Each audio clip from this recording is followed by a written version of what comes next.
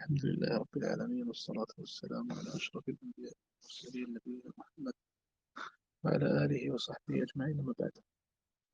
Donc on est à la sixième cause, on est à la sixième cause, page numéro 33.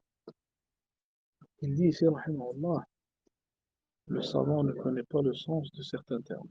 Avant de voir la sixième, on va revenir aux autres causes. Donc la cinquième cause, vous l'avez vu ou pas encore? Encore, hein? Ok. Vous avez vu lesquelles? Première, deuxième? Aucune? T'as vu première, deuxième?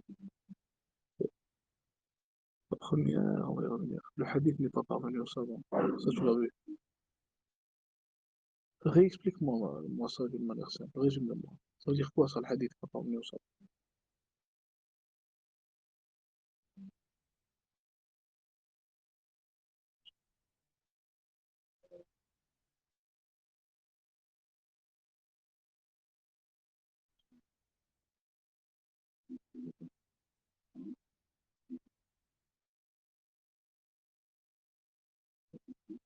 Le hadith,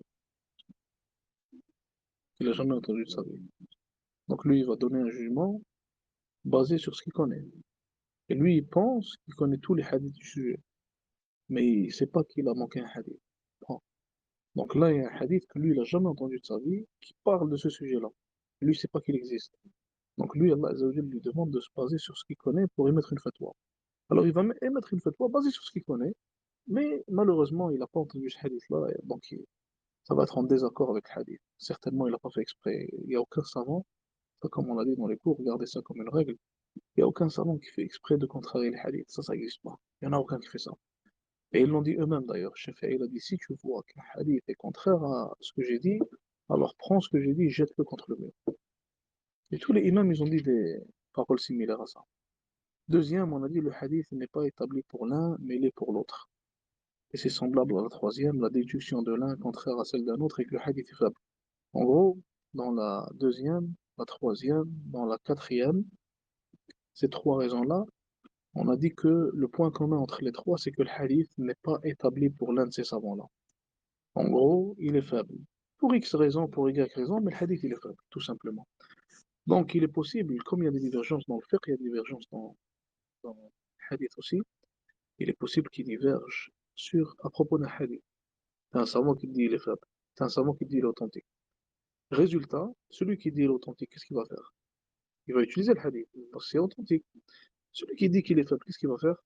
Il va le délaisser. Donc là, on aura une divergence. Tu comprends? Donc ça, c'est raison 2, 3, 4, c'est similaire, on peut les inclure tous dans tout ça. La raison 5, on a dit le hadith parvenu à un savant est établi, puis il l'oublie. C'est normal, il l'oublie, tu comprends?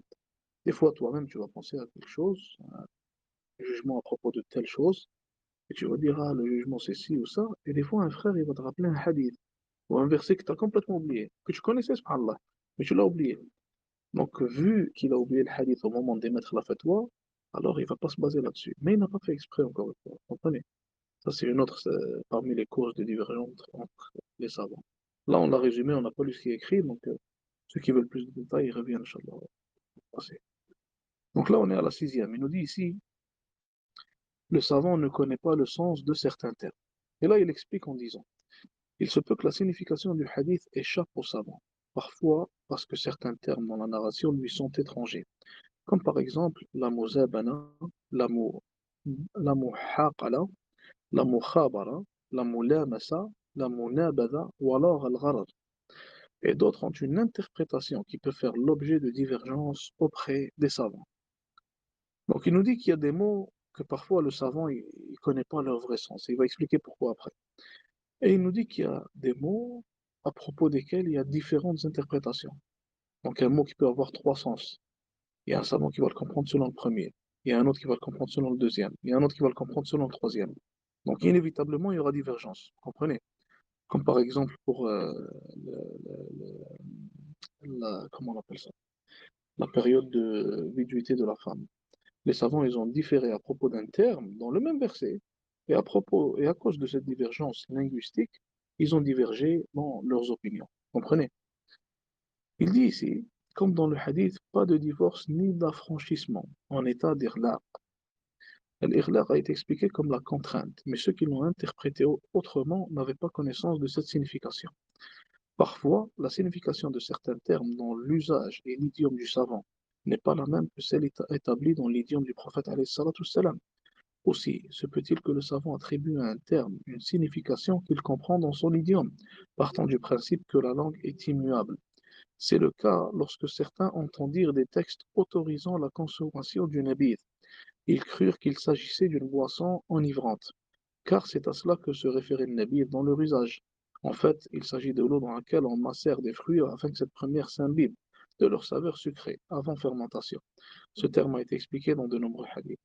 Vous avez compris? Le nabid, dans le temps du prophète alayhi salatu wassalam, euh, en gros, il mettait des raisins dans un. Vous voyez les conteneurs là-bas, il mettait des raisins dedans et il les laissait un certain temps. Et ils buvaient cette boisson-là avant qu'il y ait la fermentation, donc avant qu'elle devienne enivrante. Vous comprenez? Et ils appelaient ça le nabid. Dans des époques venues après, ils appelaient le nabid la boisson enivrante. Donc lorsqu'elle devenait enivrante, c'est là qu'ils l'appelaient le nabid. Vous comprenez? Donc là, il y a une divergence par là qui est subtile, qui a fait en sorte qu'ils ont mal compris ce hadith, donc ils ont émis des jugements, ou ils ont mal compris le terme linguistique de nabid, donc inévitablement, ils ont émis un jugement qui est contraire à ce qu'on retrouve dans la sunna. Vous comprenez? Donc c'est pas leur faute, c'est juste que Nabi, dans son temps à lui de ce savant-là, il voulait dire autre chose. Et lui, il savait pas qu'il y avait d'autres sens linguistiques à Nabi. Donc inévitablement, il a basé son jugement sur sa connaissance, tout simplement. Continuons en disant. Ils ont rencontré le terme khamr dans le Coran et la Sunna, et supposé qu'il désignait exclusivement le jus de raisin fermenté, en se basant uniquement sur l'acception linguistique du terme. Les hadiths authentiques démontrent cependant que le mot khamr désigne toute boisson enivrante. Vous l'avez compris? Encore une fois, il y en a qui ont compris que le khamr désigne une seule chose. Les autres, ils ont dit non, le khamr, c'est toute boisson qui te rend ivre. Donc là, encore une fois, divergence linguistique. Il dit ici, parfois le terme est polysémique, son emploi est équivoque, ou il est difficile de savoir s'il a été utilisé dans son sens propre ou figuré. Il se peut qu'un savant lui donne une interprétation qu'il pense être la plus juste, alors que c'est l'autre sens qui était voulu. Ce fut le cas de plusieurs compagnons anhum, qui crurent d'abord que le fil blanc et le fil noir mentionnés dans le Coran désignaient la ficelle. D'autres ont expliqué le verset lavez vos visages et vos mains par la main jusqu'à l'aisselle. Ali radiallahu anhu, il est allé voir le prophète alayhi salatu wassalam, et il lui a dit à propos du fil blanc et du fil noir. Allah Azza wa Jalla, il parle du fil blanc et du fil noir. C'est en réalité, ça doit être interprété. On ne parle pas vraiment d'un fil dans le verset. On parle de la nuit qui tombe, genre tu la vois dans l'horizon, vous comprenez? La nuit qui tombe, le matin qui vient, donc c'est un fil blanc en quelque sorte. C'est une expression pour désigner le matin qui se lève. Ali radiallahu anhu, il n'a pas compris ça. Il a compris que c'est vraiment un fil. Et que quand tu vois la couleur du fil, c'est là que tu dois, c'est là le moment de la prière, vous comprenez? Et il a dit ça au prophète alayhi salatu wassalam, qui lui a corrigé sa compréhension. Donc là, encore une fois, la divergence, elle est à propos de quoi? À propos d'une compréhension linguistique, à propos d'un terme dans la langue. Vous comprenez? Donc si Sahaba, ils ont pu diverger sur ça, alors imagine ceux qui sont venus après eux. Ils sont, c'est plus prioritaire que eux divergent. Donc lavez vos visages et vos mains, certains ont compris par la main le lavage jusqu'à l'aisselle. Il dit, il arrive que le texte indique une signification difficilement perceptible. En effet, nombreuses sont les indications de sens que peuvent donner les mêmes propos.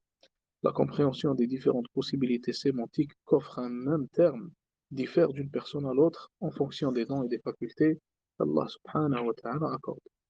Il se peut également qu'un savant reconnaisse les différents sens indiqués par un même texte de manière générale, mais que le sens particulier dont il est question lui échappe et entre dans cette généralité.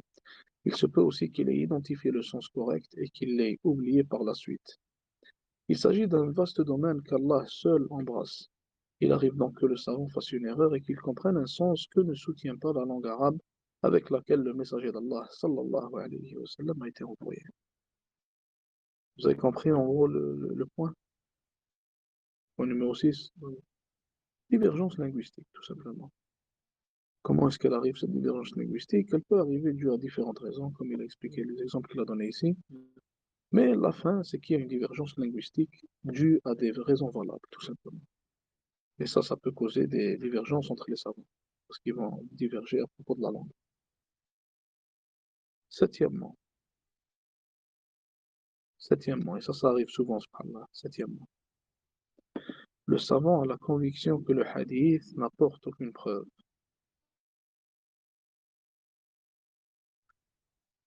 Il dit ici, la différence entre cette raison et celle qui précède est que dans le premier cas, le savant n'avait pas identifié l'indication de la preuve, alors qu'ici il la reconnaît, mais estime qu'elle n'est pas valable, puisque, sur base de ses fondements, elle n'est pas recevable, qu'elle soit en elle-même correcte ou fausse. C'est le cas lorsqu'on considère que le général particularisé n'a pas force de preuve et que le sens implicite n'est pas une preuve. Ça, c'est des termes de usul fiqh, donc on n'a pas besoin de rentrer en détail sur ça. Il dit, le terme général associé à une cause particulière en est indissociable. La forme impérative intrinsèque ne désigne pas l'obligation ou n'indique pas la promptitude. Al-fawr. L'article défini le, la, les ne rend pas le terme qu'il définit général. Donc il cite des raisons reliées au usul fiqh ici. Ce qu'on doit comprendre de ce point, c'est que les savants, ils ont des usul sur lesquels ils se basent pour comprendre un texte. Comprenez? Parfois, les usul de l'un le poussent à une certaine compréhension, et les usul de l'autre le poussent à une autre compréhension. Je vous donne un exemple. Le Shafi'i, il a dit que si tu touches une femme, simplement la toucher comme ça, tu touches sa main, tu touches n'importe quoi, son visage, n'importe quoi, n'importe quelle femme, il dit ton wudu est annulé. Parce qu'il se base sur un verset où Allah Azza wa Jalla dit أَوْ لَامَسْتُمُ النِّسَاءَ. Et ça, c'est selon ses fondements. Ou plutôt, les autres savants se basent sur le même verset. أَوْ لَامَسْتُمُ النِّسَاءَ. لَامَسْتُمُ, en réalité, linguistiquement parlant, c'est toucher. Sauf que les autres savants, ils te disent que ici, on ne fait pas passer en avant, plutôt le terme linguistique. Mais on fait passer la définition religieuse de la mastum, la définition comprise par Sahaba, par Salaf radiallahu anhu. Comprenez? La mastum, ici, ils te disent que c'est le fait d'avoir des relations avec sa femme, et non pas le simple fait de toucher. Donc le fait d'avoir des relations brise ton wudu, il annule ton wudu, certainement. Alors que eux te disent que le fait de simplement toucher la main d'une femme, par exemple, n'annule pas ton wudu. Donc vous comprenez ici la divergence basée sur les fondements du fiqh de chaque savant. Il y en a un qui a fait passer la langue arabe avant, les autres, selon ses fondements, les autres, ils n'ont pas fait passer la langue arabe avant, selon leurs fondements. Ils ont fait passer la compréhension de Sahaba et ce que Sahaba ils ont dit. Vous avez compris? Donc, il y a des divergences comme ça dans la compréhension d'un même hadith ou dans la compréhension d'un même verset basé sur les fondements de chaque savant, sur les fondements sur lesquels chacun d'entre eux se base. Ça, on n'a pas besoin de l'écrire, on va le voir dans tous les cas dans ce c'est pas le moment pour parler de ça. Lui, il fait juste résumer, parce qu'il est obligé d'expliquer ce genre de choses-là, sinon on va pas comprendre. Il fait juste résumer vite, vite. Rahmatullah alayh, Cheikh l'Islam, il résume rapidement ces raisons-là et il essaie de les expliquer de la manière la plus simple possible. Mais en réalité, on ne peut pas les comprendre sans avoir fait au sol faire. C'est impossible. Tout comme il a parlé de certaines raisons qu'on ne peut pas comprendre sans avoir fait sur la hadith. Donc, dans les raisons précédentes, les causes précédentes, lesquelles il a parlé. Il dit après, près de la majorité, ou près de la moitié des divergences dans la science des fondements de la jurisprudence sont concernés par ce point. Ces fondements seuls ne servent néanmoins pas l'ensemble des indications de preuve faisant l'objet de désaccords. Entrent également dans cette catégorie les unités simples des types d'indications de preuve, la difficulté consistant à rallier chaque unité au type qui lui est propre. Ainsi, on peut considérer par exemple que le terme ou que tel terme est équivoque car polysémique et qu'aucune indication ne permet de désigner l'un de ces deux sens. Huitième raison, huitième raison il dit ici. Le savant a la conviction que l'indication est contredite. Il a la conviction qu'un élément prouvant que cette indication n'est pas visée contredit cette dernière. Ainsi, attendez, je vais recommencer. Il a la conviction qu'un élément prouvant que cette indication n'est pas visée contredit cette dernière. Ainsi, le général est contredit par le particulier, l'absolu par le restreint,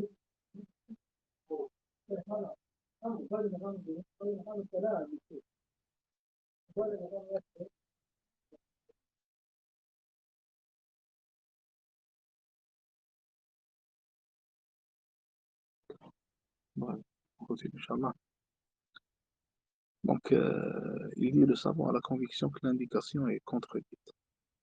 Euh, il explique en vérité quelques raisons. Il dit ce domaine est aussi très vaste. En effet, les contradictions entre les indications des propos et la prépondérance des indications, les unes par rapport aux autres, est par rapport aux autres, sont un océan sans fond. Ça, c'est la même chose. Encore une fois, c'est relié à la compréhension de la même preuve. Et encore une fois, il cite des raisons sur le fait qu'il vaut mieux, je dis qu'il vaut mieux laisser pour sur le fait. Vous comprenez? Donc, ce que vous devez garder en tête, c'est que des fois, le même hadith, le même verset, ils vont se contredire à propos de ce même verset-là. Dû à quoi? Encore une fois, ça tourne toujours autour de la même chose, autour de la compréhension de ce verset. On va s'arrêter là pour le Inch'Allah.